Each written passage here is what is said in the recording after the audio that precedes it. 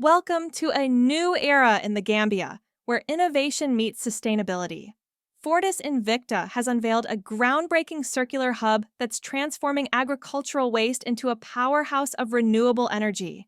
Using rice husks, cow manure, mango seeds, and crop residues, Gambia is shifting from importing fossil fuels like LPG and diesel to producing its own clean, homegrown energy.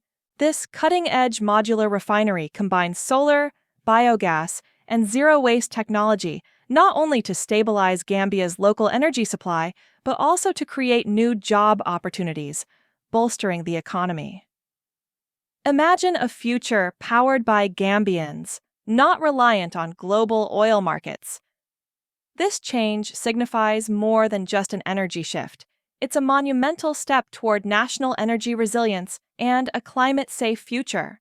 Join us on this journey as Gambia leads the charge in renewable energy solutions.